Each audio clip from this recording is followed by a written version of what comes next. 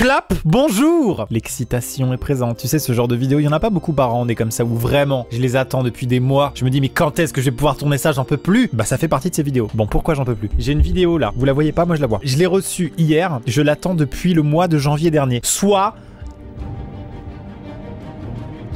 4 mois. Oh le gars. Ça fait 4 mois que je l'attends. Cette vidéo, on va la regarder ensemble. On est les premiers au monde à la regarder. Elle n'est pas disponible ailleurs que sur cet ordinateur. Bon, et sur l'ordinateur du gars qui l'a faite. C'est très simple, je vous explique. Mesdames et messieurs, il s'agit d'une vidéo réalisée par l'un de mes youtubeurs préférés, si ce n'est mon youtubeur préféré. Je vous en ai déjà parlé de ce créateur. D'ailleurs, j'ai fait une vidéo où je réagis à l'une de ses vidéos. C'est un Américain qui réalise des vidéos sur l'espace, évidemment. C'est ma passion. Il réalise des vidéos sur l'espace, mais qui te retournent la tête. Une fois que tu as regardé une de ses vidéos, tu convulses comme ça dans ton canapé et tu baves.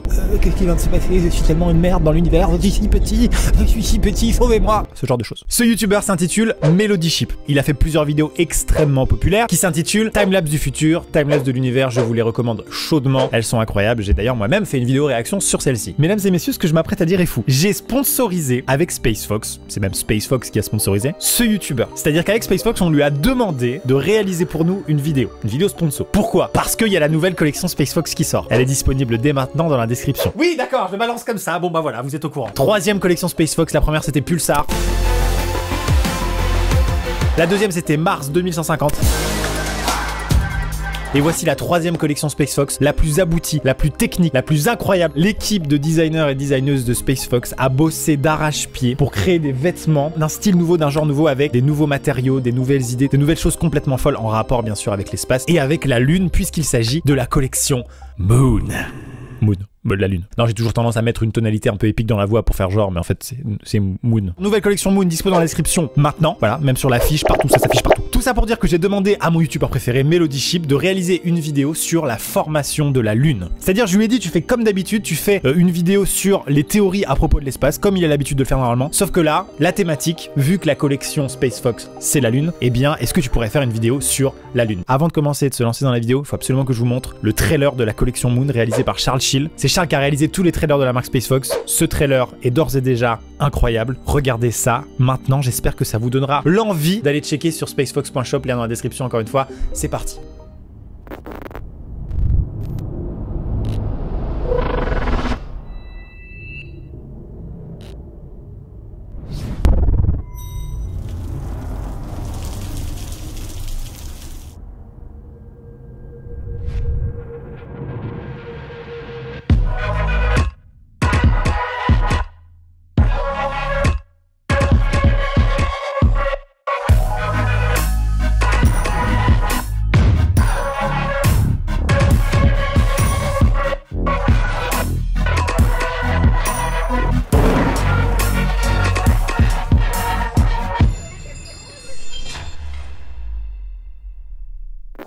Ça vous a plu? Ouais, alors oui, non, vous faites bien de le préciser. Je porte un des nouveaux sweats en néoprène. Enfin, je peux toucher. Non, faut que vous touchiez parce que sinon vous allez pas vous rendre compte. Touchez. Allez-y, touchez. C'est pas pareil en fait que les autres sweats. Vous voyez? Vous avez senti? C'est beaucoup plus doux. C'est vraiment très stylé, très épuré. Genre rien, regardez les lettres en relief là. Enfin, je ne sais pas. Moi, j'arrête de faire mon commercial. Là, on dirait un vendeur sur une place de marché. Non, mais s'il vous plaît, quoi. Regardez, on a créé un écusson de la Lune, tout simplement. J'ai toujours mon petit préféré dans chaque collection. Bon, vous avez compris, hein. Deuxième suite de la collection, perd pas de temps. La sobriété et la complexité en même temps, mesdames et messieurs.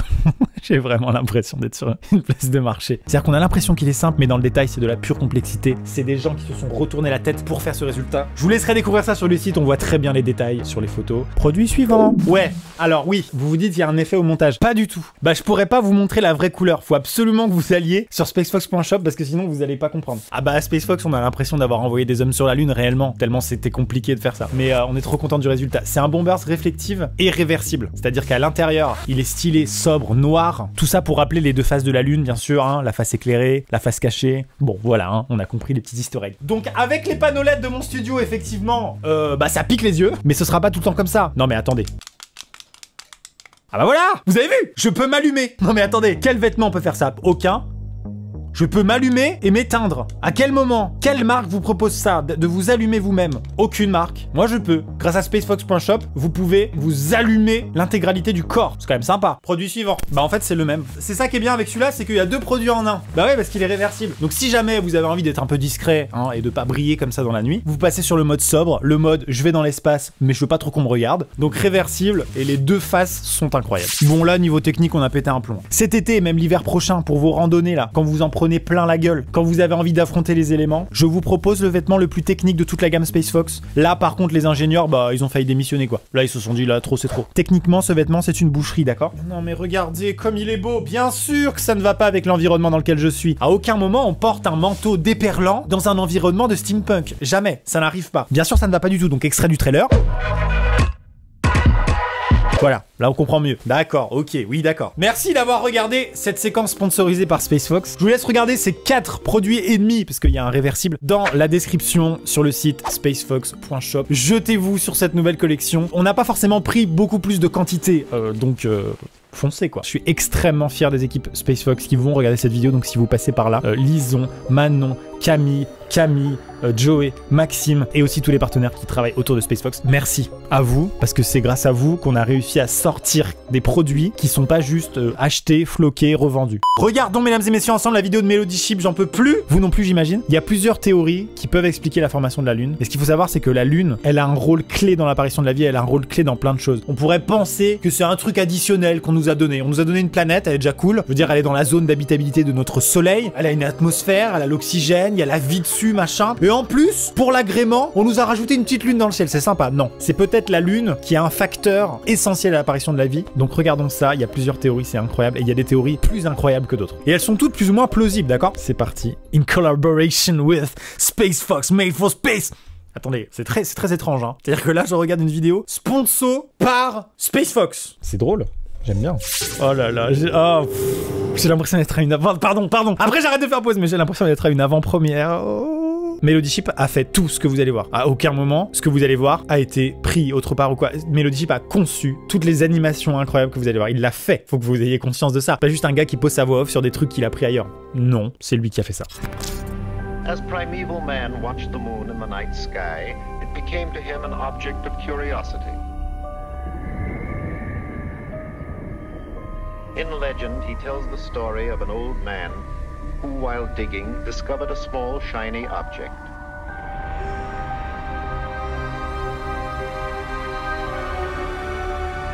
As he held it in his hands, it grew and grew, and finally escaped into the sky to become a moon. This is the moon that saw life begin on Earth millions of years ago.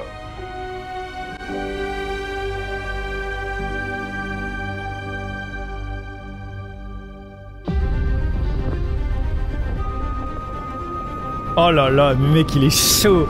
Il a découpé la lune en 2, s'il te plaît.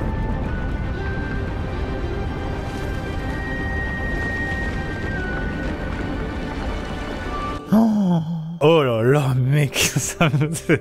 Waouh! Ah, franchement, mais... Déjà, juste voir ça, comme ça, random sur YouTube, je serais déjà excité de voir ça, tu vois, parce que je trouve ça trop intéressant. Mais le fait qu'il l'ait fait spécifiquement, entre guillemets, sur commande, et que je le vois en tout premier... Je suis comme un fanboy de merde en fait, je suis vraiment un fanboy de base quoi. Ok, donc la Lune a un secret écrit au plus profond de sa géologie à l'intérieur d'elle-même qui va nous révéler ses secrets à propos de son spectaculaire passé. C'est parti.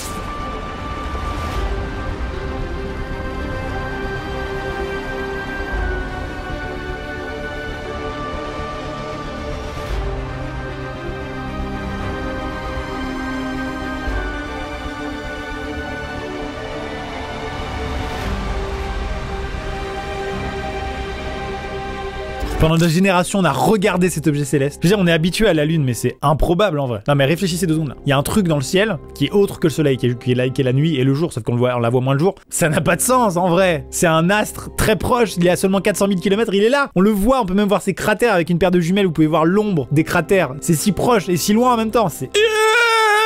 Je commence à convulser alors qu'on a regardé que 1 minute 49.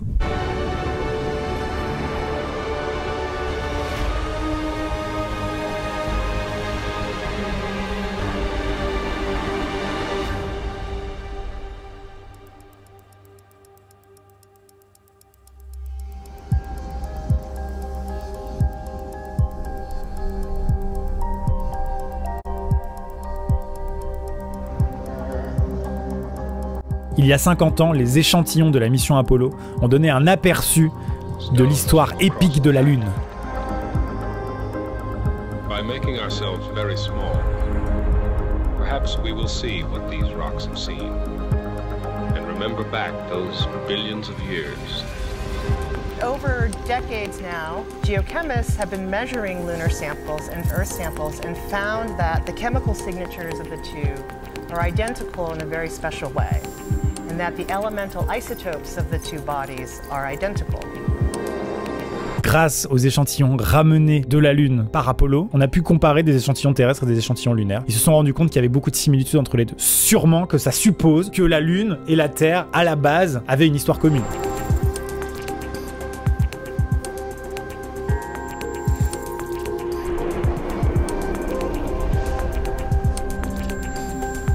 Oh! Donc ça suppose que la Lune et la Terre ont une origine commune, et elle est violente!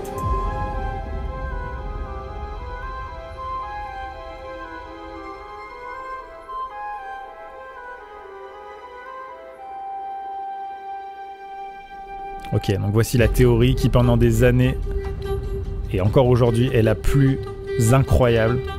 Giant Impact hypothèse. Mesdames et messieurs, découvrons ensemble la première théorie de la formation de la Lune.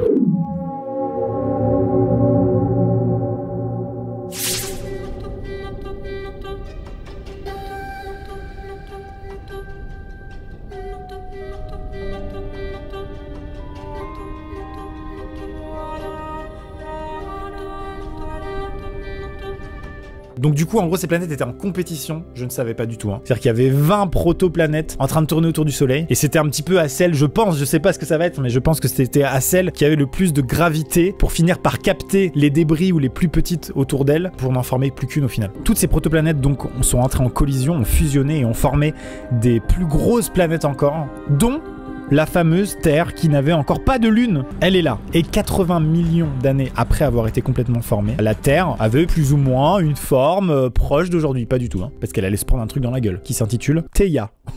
C'est très mignon, Theia, pour quelque chose qui va déglinguer une planète entière. Donc Theia, c'était une petite planète rivale qui était pas très loin de la Terre, certainement sur une orbite très proche, et qui forcément à un moment donné, voilà, les chemins se sont croisés, et voilà ce que ça donne.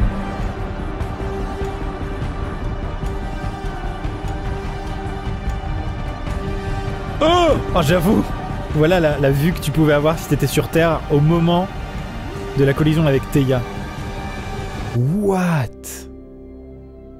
Mais what? C'est dingue. Bon, évidemment, je sais pas si je dis des bêtises là actuellement, mais je pense que la vie n'était pas encore apparue à ce moment-là. Je suis presque sûr. Je pense que justement, la Lune est un des facteurs essentiels à l'apparition de la vie, et donc là, il n'y avait pas de vie. Donc personne n'a pu voir ça, même pas une petite bactérie, rien du tout. Enfin, on sait pas en vrai. Si jamais ça arrivait, je sais pas quelles sont les vitesses de pointe d'une planète comme Theia, mais je pense que ça devait être une des choses les plus flippantes parce que ça devait vraiment arriver à cette vitesse-là, quoi. Putain, mec, c'est spectaculaire. Tellement bien fait, mec. Le reflet dans l'eau et tout, mais c'est lui qui l'a fait, quoi. C'est fou. Ah ouais. Ah d'accord. Ah d'accord. Ah ouais.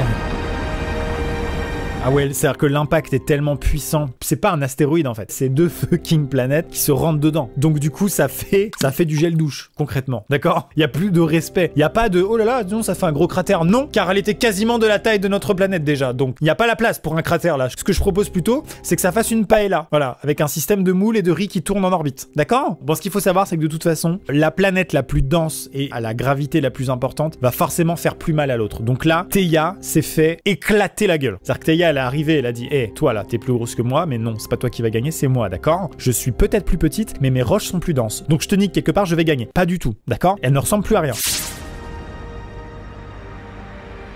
Et donc c'est devenu une espèce de boule en fusion, parce qu'effectivement l'impact a élevé les températures sur les deux entités, qui a fait que ça devient une espèce de boule de feu, certainement pendant des milliers d'années, voire même plus.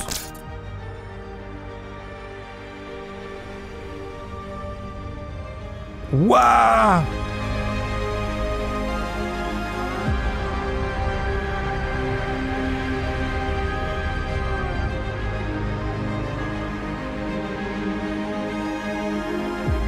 Oh là là! C'est magnifique. But it has a huge flaw. It predicts that the moon is mostly made from the Mars-sized planet, that the Earth and the moon are made from different materials. But that's not what we see.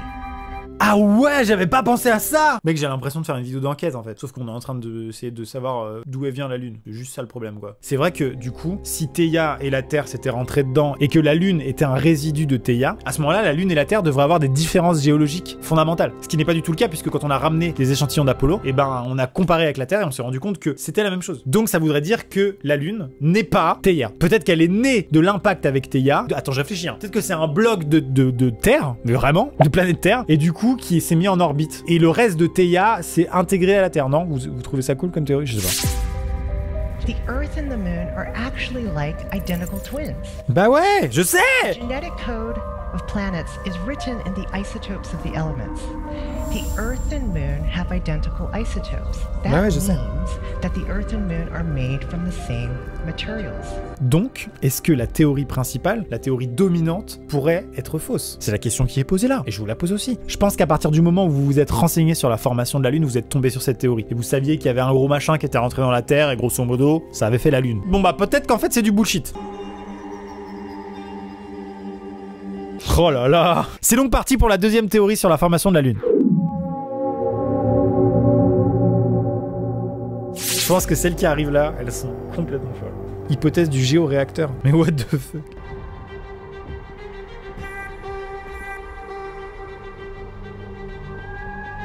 Ok.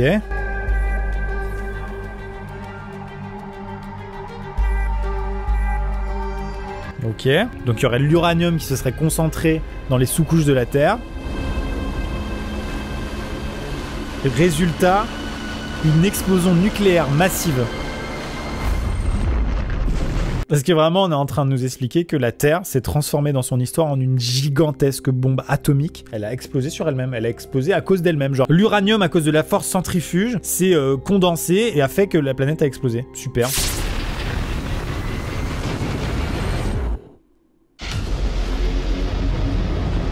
Waouh, trop intéressant comme théorie ça. Au final, ça crée à peu près le même phénomène que quand Theia est rentrée en collision avec la Terre. Sauf que ça viendrait pas de l'extérieur, ça viendrait de l'intérieur. C'est incroyable.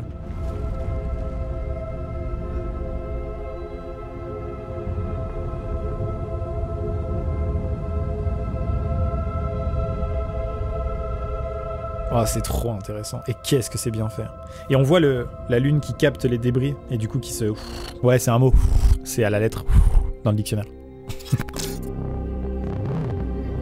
Il y a quand même quelques doutes sur le fait que l'uranium aurait pu se concentrer suffisamment pour provoquer cette explosion. Mais peut-être que nous avons besoin de changer notre perspective. Oh, c'est trop intéressant, putain, mais je kiffe là. Vraiment, c'est incroyable. C'est parti pour la troisième théorie sur la formation de la Lune.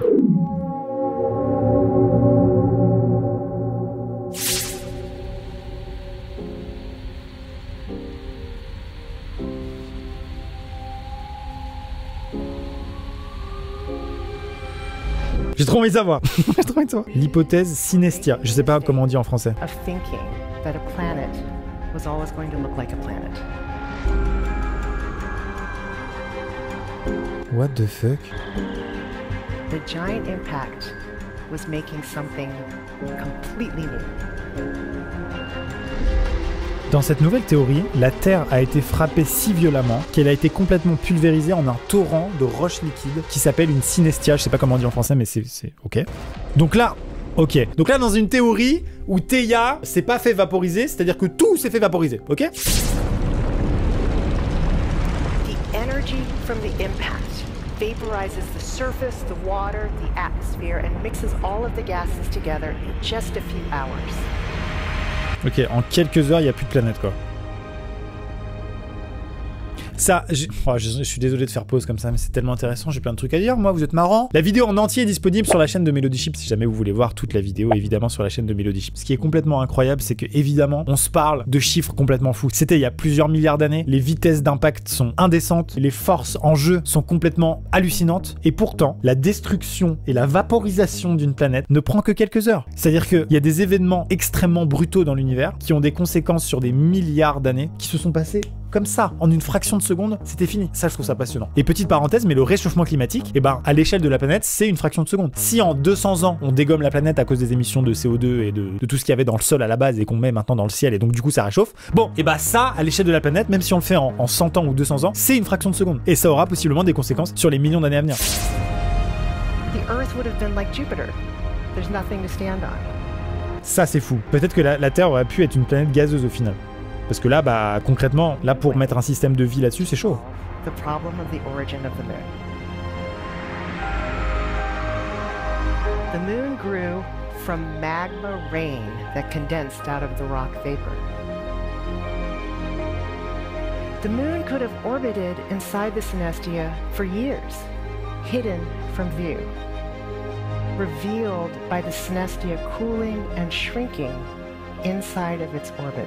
Waouh, la théorie est dingue! Donc du coup, la planète Terre est vaporisée dans un nuage qui s'appelle le synestia, un nuage gigantesque qui tourne comme ça avec plein de débris et de roches liquides, c'est un bordel. Et à l'intérieur de ça, il y a quelques cailloux qui s'agglomèrent et qui finissent par former ce qui va devenir la Lune et qui du coup est à l'intérieur du synestia. Donc il y a une espèce de Lune qui orbite à l'intérieur de ce nuage et qu'on ne voit du coup jamais. Genre si on va à côté du synestia, on cherche la Lune, on la voit pas puisqu'elle est dans le nuage. C'est fou.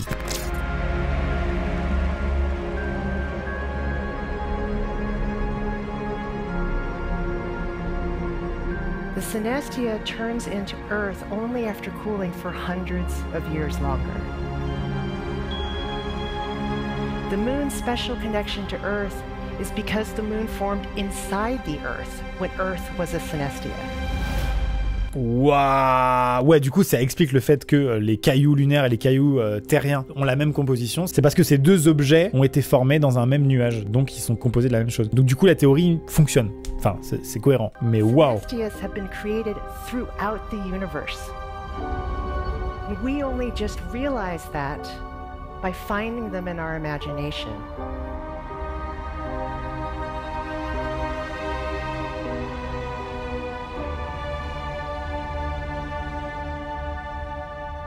Bien sûr, c'est pas encore prouvé, ce n'est que des hypothèses. Il n'y a aucune hypothèse qui est prouvée à 100%. On ne sait pas pour l'instant comment a été formée la Lune, c'est fou. Am I missing? What is hidden from my view by my own assumptions?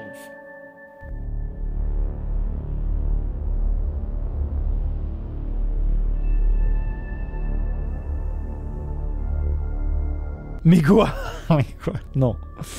Non, tu vas pas me dire qu'il y avait des ruisseaux sur la Lune avec des petits chameaux. C'est vrai qu'on imagine beaucoup la Lune morte parce qu'on l'a toujours connue comme ça, quoi. Je veux dire, il y a rien d'autre que le même type de roche. Enfin, pour un novice, hein, j'imagine que non, mais je veux dire, c'est très uniforme. Il y a des cratères partout, ça paraît très très mort en fait. Concrètement, ça a l'air d'être un peu chiant la Lune, quoi. D'un point de vue variété des paysages, je pense que tu fais le tour de la Lune à pied, tu fais bon bah je. Si à un moment donné il y avait un cratère en forme de licorne, on a bien rigolé avec Michel, mais le reste, non, j'avoue c'est fou d'aller sur la Lune, mais bon, on n'imagine pas quelque chose de vivant avec des explosions, avec de la vie, avec de l'animation, avec de l'eau qui coule, avec je sais pas moi, tu vois ce que je veux dire? Une activité volcanique ou sismique, on n'a pas tout ça, on sait pas, tu vois. Ouais. T'es en train de me dire que du coup, la Lune, ça bougeait avant.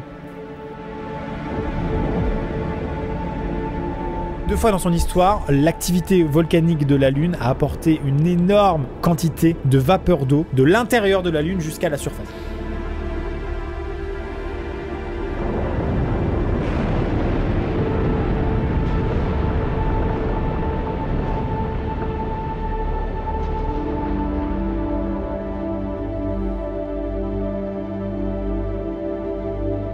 Genre il y a 3,5 milliards d'années, il y aurait eu de l'eau sur la Lune, d'accord.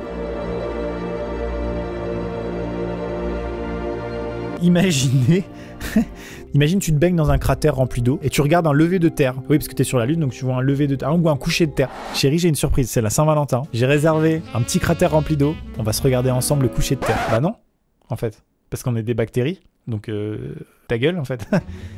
Tu dis n'importe quoi. Et la Saint-Valentin, c'est quoi en fait? Ça n'a pas été inventé encore. J'ai un demi-chromosome et tu viens me parler genre... Ouais, c'est vrai, ouais. Ouais, en plus j'ai pas de jambes, donc je peux pas aller au cratère. En fait, on est bloqué là.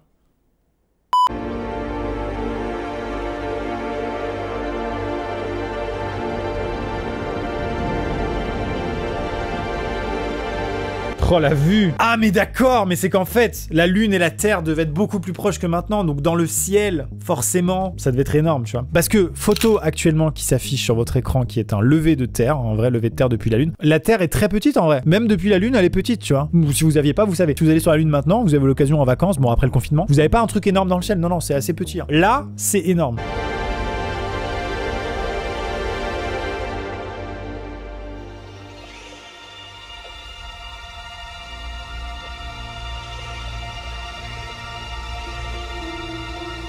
C'est trop bien parce que les vidéos de Melody Ship, plus on s'avance dans la vidéo, plus ça part en couille. Mais genre positivement, tu vois, genre c'est des théories qui te retournent la tête. Et c'est là que j'ai commencé vraiment à baver. En théorie, des micro-organismes auraient pu arriver via des astéroïdes, des impacts d'astéroïdes, et s'installer dans ces eaux, dans les eaux lunaires. Possiblement la vie. Quoi? La vie serait apparue d'abord sur la Lune. Qu'est-ce quoi? Non, arrêtez.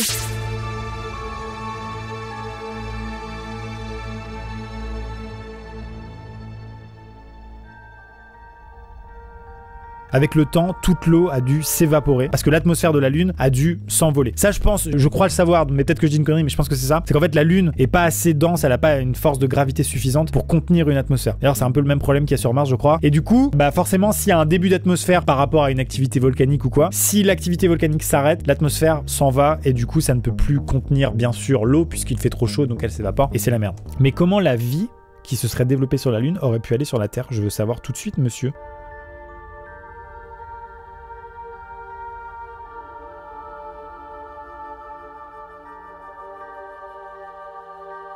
Ça pourrait être la raison pour laquelle nous existons. Mais comment la vie aurait pu passer de la Lune à la Terre?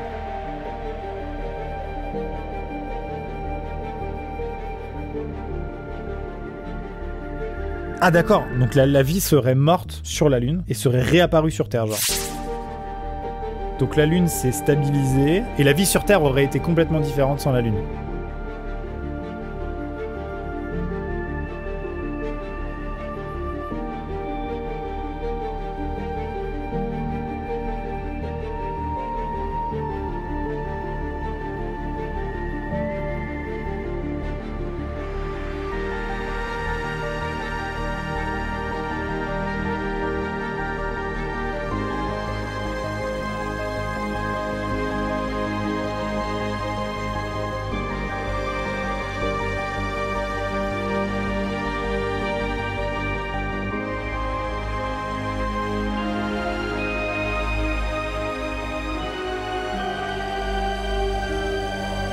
Ce qui est incroyable avec ces théories-là et avec cette vidéo, c'est que la réponse est vraiment accessible. C'est-à-dire que il est possible, c'est triste de dire ça, mais c'est possible qu'on ne sache jamais si nous, la vie sur Terre, j'inclus tout le monde, hein, les champignons, les végétaux, les animaux, tout le monde, nous, la vie, bah, c'est possible qu'on ne sache jamais qu'on soit les seuls, tu vois, qu'on n'ait pas la réponse, vraiment. Il y a plein de questions comme ça à propos de l'univers et à propos de plein de trucs où possiblement on fera tout le temps que chercher et on ne saura pas la réponse. Là, dans le cas de la formation de la Lune, la réponse est à 400 000 km et on y a déjà été plusieurs fois. Donc on sait le faire. C'est quasiment sûr qu'on aura l'explication. En tout cas, on a une quantité d'informations à disposition qui est folle parce que 400 000 km à l'échelle de l'espace, c'est que dalle. Et donc, on peut y aller un petit peu tous les mardis, pas du tout. Mais bon, c'est fou, incroyable. Mesdames et messieurs, collection Space Fox Moon disponible maintenant dans la description. On est resté sur des quantités limitées comme à chaque fois parce qu'on veut pas faire, on peut pas. En fait, c'est pas qu'on veut pas. Le gars fait genre on l'a choisi. Non, on peut pas encore faire de la production de malade mental. Mais voilà, il y a quand même des stocks, mais ça peut partir vite. Donc n'hésitez pas. Lien dans la description encore une fois. Il y a 4 produits et demi, dont un bombeur réversible. Juste allez voir parce que vraiment les designers se sont vraiment tués à la tâche et d'un point de vue technique et d'un point de vue matériaux, c'est vraiment de la qualité. On vient de passer un stade qui n'a plus rien à voir. Vraiment, avant on était sur déjà de la qualité, mais c'était du molleton, comme tous les suites, comme tout ce qui se fait dans l'industrie. Actuellement, on a augmenté d'un niveau non négligeable. Special thanks to Space Fox for supporting this video. Please visit spacefox.shop, bien sûr. Merci de le rappeler, Melody Ship. Waouh, ok, j'en ai pris plein la tête là. Là, ok quoi. Melody Ship, if you pass par là, because I know that you will pass par là. Thank you so much for all that work. That was amazing. I found it incredible and thank you again so much for that because wow, I mean, oh wow. Mesdames et messieurs, c'est la fin de cette vidéo. Merci à Space Fox de l'avoir sponsorisé et à Melody Ship d'avoir réalisé cette vidéo incroyable. On se dit à bientôt pour une prochaine. C'était Amixem. Bouscalida.